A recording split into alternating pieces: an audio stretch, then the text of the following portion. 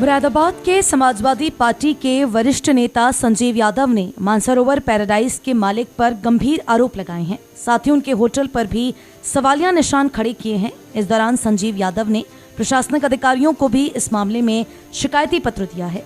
Media में खबर प्रसारित होने के बाद मानसरोवर पैराडाइज के मालिक ऋषि कुमार छाबड़ा ने कहा कि मेरे ऊपर लगाए गए सभी आरोप पूरी तरह से गलत हैं। साथ ही उन्होंने ये भी कहा कि संजीव यादव मेरे होटल में कई बार कार्यक्रम कर चुके हैं और उसके पैसे भी नहीं दे पा रहे। कई बार उन्हें कहा गया है, मगर उसके बावजूद भी वे मेरे कर्मचारी और मुझको प्रताड़ित कर रहे हैं। इस दौरान उन्होंने मीडिया के सामने आकर कहा कि मेरी छवि को धूमिल करने का पूरी तरह से प्रयास कर रहे हैं। सर, लगातार मीडिया में इस तरीके से आपके आरोप लग रहे हैं कि आपने गलत तरीके से मानसरोवर पैराडाइज को लिया है। तो मतलब क्या है पूरा मामला और जो आरोप लगा रहे हैं वो लोग कौन हैं? ये आरोप बिल्कुल गलत है। मानसरोवर पैराडाइज हमें 2002 में बाकायदा बोर्ड मीटिंग के फैसले के क्रम में प्राधिकरण ने हमें टेंडर के अनुसार लीज पर दिया है, जिसमें हाईएस्ट टेंडर हमारा था। उस टेंडर के क्रम में एक अनुबंध हमारा हुआ था। अनुबंध के तहत हमें ये मानसरोवर पैराडाइज हमें उसमें मिला था।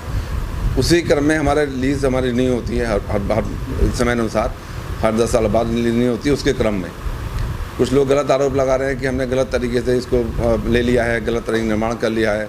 ये बिल्कुल गलत है। प्राधिकरण की सारी अनुमति के बाद, सारी एनओसी के बाद में कम से कम 15-20 तरह की एनओसी होती है। उसके बाद इसका होटल का लाइसेंस मिलता है। उसके बाद सारे लाइसेंसिंग सारी होती है। उस पर पूरी सारी प्रक्रिया पूरी करने के बाद MDA नक्शा पास कराने के बाद इसमें सारे काम किए गए हैं। उसी के क्रम में हम ये अपनी संस्था चला रहे हैं। अच्छा, जो आरोप लगाने वाले हैं वो कौन हैं? ये 1992 में 1990 में एक संस्था बनी थी, महोत्सव विकास समिति, जो आज भी कॉलोनी में चल रही है, जिसके सभी लोग हमारे मीटिंग करते हैं, कॉन्फ्रेंस करते हैं। उसी के बाद पिछले 1-1.5 साल से एक नई संस्था और बना ली कुछ लोगों ने, चंद लोगों ने, जिसमें डॉक्टर संजीव यादव उसके अध्यक्ष बना हुए हैं, जो सपा पार्टी से बिलोंग करते हैं। और उन्होंने उनकी इच्छा पूर्ति ना करने के बाद उन्होंने मेरे पर आरोप लगाने शुरू कर दिए कि साहब ये हमें आप छूट नहीं दे रहे हैं, हमें आप क्या बोलते कॉलोनी बोलते परेशान कर रहे हैं। भाई मेरे यहाँ कोई आएगा, वो छूट लेगा, मेरा ही काम पड़ेगा। लेकिन उन्हें गलत आरोप लगाने, अपने निजी स्वार्थ के लिए उन्हें गलत आरोप लगाने शुरू कर दिए।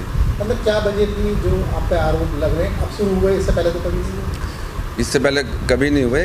सारे कॉलोनी वासियों को किराए में 25% की छूट दी जाती है, जो मेरे अनुबंध में लिखा हुआ है प्राधिकरण से।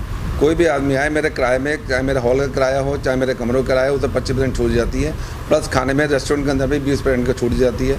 मानसरोवर कॉलोनी वासियों को पैकिंग में 30% की छूट दी जाती है, अगर वो पैकिंग हमसे ऑर्डर लेके जाता है तो। जबकि छूट का प्रावधान सिर्फ किराए में है 25% का। हम खाने में भी देते हैं, पैकिंग में भी देंगे, खाने में भी देंगे, हर तरह कॉलोनी वासी छूट देते हैं। क्या चाहते हैं आप? नहीं, मैं खंडन करना चाहता हूँ जो आरोप उन्होंने हमारे पर लगाए हैं कि साहब वो हम कॉलोनी निवासियों को छूट नहीं देते हैं या उनको मीटिंग का जगह नहीं देते हैं। पिछले 3-4 बार इन्होंने हमारी मीटिंग की, उसका कोई बिल का कोई भुगतान नहीं किया। कई बार उन्होंने हम नाश्ता चाय पानी मंगाए, उसको कोई भुगतान नहीं किया। फिर निजी तरीके से इन्होंने अपने प्रोग्राम कराने चाहे, उसको कोई भुगतान नहीं किया। रूम में आ गए, रूम बुक करा लिया, उसके पैसे नहीं दिए।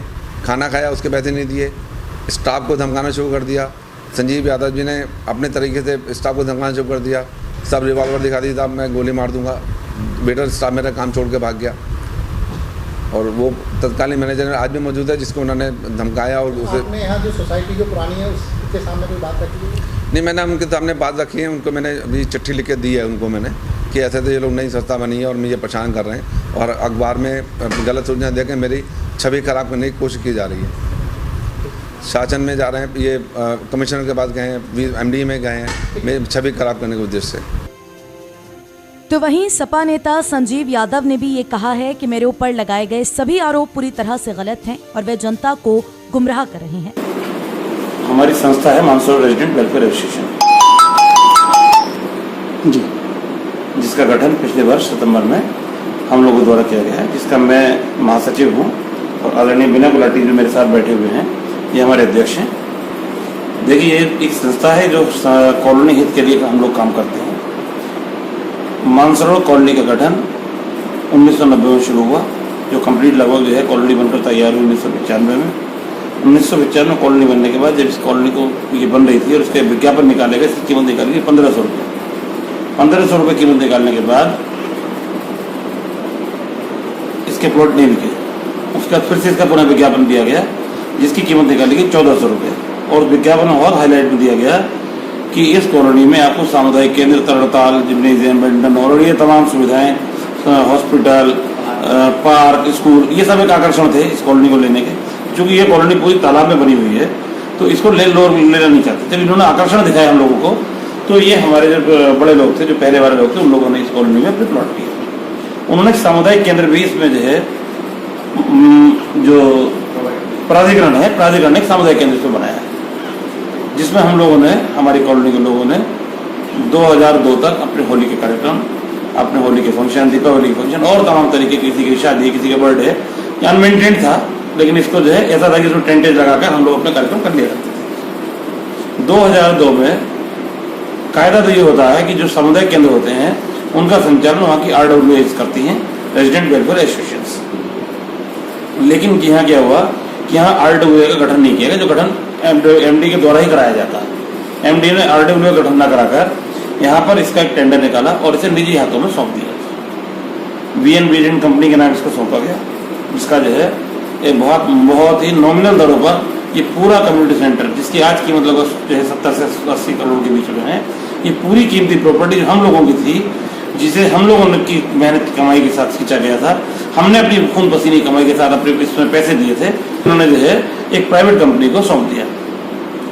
इस बीच पता नहीं कैसे इस कंपनी का नाम बदल के, देखिए जो नियम विरुद्ध हम जो समझते हैं कि किसी भी कंपनी के डायरेक्टर चेंज हो सकते हैं लेकिन कंपनी का नाम चेंज नहीं हो सकता। लीज हुई VN Vision कंपनी के नाम में और आज हमें पता चलता कि लीज हुई ऋषि कुमार छाबड़ा के नाम में। तो पहला घपला तो ये हुआ। दूसरा ये कि इसको जब जो है लीज पर दिया गया तो इसमें तरणताल बना हुआ था, स्विमिंग पूल बना हुआ था इसके बाहर, वो उसको तोड़ दिया गया। इसके अंदर एक ऑडिटोरियम बना हुआ था, उसको तोड़ दिया गया, उसमें जो है बैंक्वेट हॉल बना दिया गया। यानी कि इसका जो स्वरूप था, जो सामुदायिक जो लाभ के लिए जो लोगों की, जो आस पड़ोस के लोग कॉलोनी हमें जो लाभान्वित होते सामुदायिक रूप से, उनका लाभ खत्म करके एक प्राइवेट व्यक्ति को दे दिया गया, जिसने इसे व्यक्तिगत रूप में अपने जो है निजी प्रॉपर्टी समझकर इसमें बहुत सारे बदलाव कर दिए। और मेरे हिसाब से MDA इस तरीके का नक्शा जो आज इस होटल का, इसको होटल परिवर्तित कर दिया है, इस तरीके का नक्शा कभी MD पास नहीं कर सकता, जो पूर्ण रूप से अवैध है, इसका हम विरोध करते हैं।